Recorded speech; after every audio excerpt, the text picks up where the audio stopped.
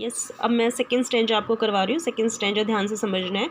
देखिए क्या लिखा हुआ है इसमें, but if it had to perish twice I think I know enough of hate to see that for destructions ice is also great and world spice.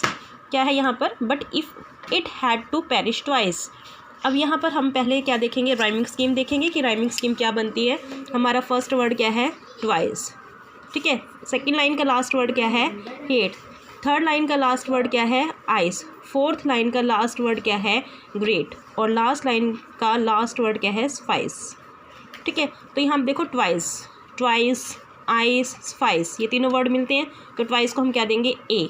फिर हम ice को भी क्या देंगे, ए। और स्पाइस को भी क्या देंगे, ए, ठीक है। क्योंकि तीनों की प्रोनाउंसिएशन सेम है इसलिए हमने तीनों को क्या दिया, ए। हेट, ग्रेट, इन दोनों की प्रोनाउंसिएशन सेम है तो इसको हमने क्या दिया, बी। इसको भी हम क्या देंगे, बी। मीन्स क्या हुआ कि सेम प्रोनाउंसिएशन वाले वर्ड को हमने सेम अल्फ़ाबेट देने हैं। और अल्फ़ाबेट कहाँ से स्टार्ट होते हैं, ए से स्टार्ट होते हैं। तो ए हमने उस वर्ड को दे दिया जिसकी प्रोनाउंसिएशन ट्वाइस से मिलती थी।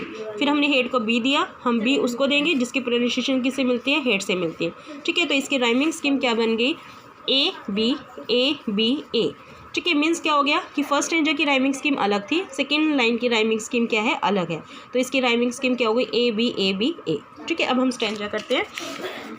But if it had to perish twice, कवि क्या कहते हैं, पेरिश मतलब होता है मरना, डाई।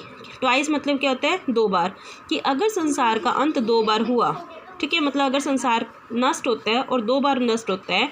आई थिंक, आई कौन है यहाँ पर, पोएट है, कहते हैं आई थिंक, मैं ऐसा सोचता हूँ, आई नो इनफ ऑफ हेट, कि संसार का अंत करने के लिए हेट जो है, हेट मतलब घृणा जो है, वो इनफ है। इनफ मतलब पर्याप्त है।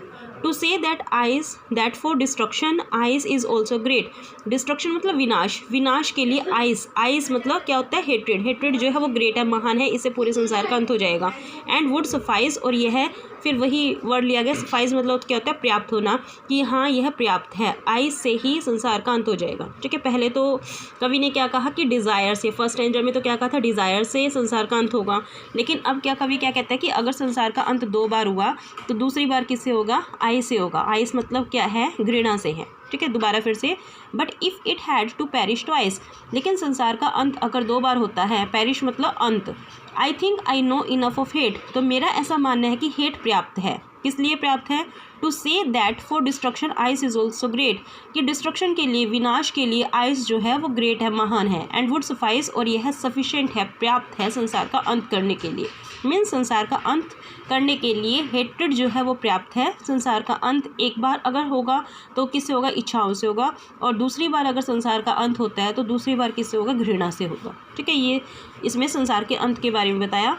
अब क्वेश्चन क्या है, यहाँ पर वर्ड मीनिंग लिखे हुए हैं कुछ। पेरिश मतलब डाई, मरना। इनफ मतलब क्या होता है, पर्याप्त। और डिस्ट्रक्शन मतलब क्या होता है, विनाश, ठीक है। फर्स्ट क्वेश्चन आपका वही है, name the poem and the poet. फिर सेकंड क्वेश्चन क्या है, what does it indicate here.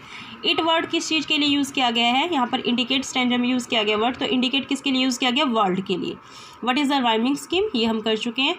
What is the ice, a symbol of, ice हमने कर लिया था फर्स्ट स्टैंजा में। आइस किस चीज़ का सिंबल है, हेट्रेड का, ठीक है। Why does the poet compare hate to ice, कवि ने हेट को आइस के साथ क्यों कंपेयर किया है।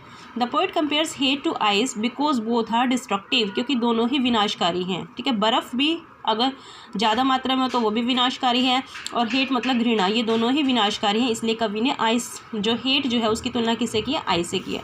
Who does I refer to in this stanza, इस स्टैंजा में आई किसको रेफर करता है, I refers to the poet. इस स्टैंजा में आई वर्ड यूज़ किया गया है, ये देखो आई यूज़ किया, आई थिंक। तो आई किसके लिए यूज़ हुआ है यहाँ पर, कवि के लिए, पोएट के लिए। How is I sufficient for destructions, बर्फ़ डिस्ट्रक्शन के लिए, विनाश के लिए कैसे पर्याप्त है। Ice is a symbol of hatred, ice hatred की सिंबल है। So hatred is sufficient for the world destruction, इसलिए हेट्रेड जो है वो इस संसार का विनाश करने के लिए पर्याप्त है। Right the rhyming words, rhyming words कौन कौन से इसमें, ट्वाइस, आइस, फाइस, और दूसरा क्या है, हेट और ग्रेट, ठीक है। हमने स्टार्टिंग में कर लिए थे राइमिंग वर्ड्स। तो राइमिंग वर्ड्स आपको समझ में आने चाहिए, रट्टे नहीं मारने। राइमिंग वर्ड्स आपको पता चलने चाहिए हमने कैसे बनाए हैं। प्रोनाउंसिएशन वाले सेम वर्ड हमें साथ लिखने हैं, वो राइमिंग वर्ड्स हैं। ये सेम वर्ड है तो इसको हम ए देंगे, ये दोनों सेम वर्ड है तो हम इसको क्या देंगे, बी देंगे। तो इससे क्या बनती है, इसकी राइमिंग स्कीम बनती है, ठीक है। ये आपका सेकंड स्टैंजा हो गया, इसको ध्यान से आपने सुनना है, समझना है, और इन स्टैंजा के जो क्वेश्चन आंसर है इनको लर्न करने की बजाय समझ के आपने इसको लिखना है। ओके।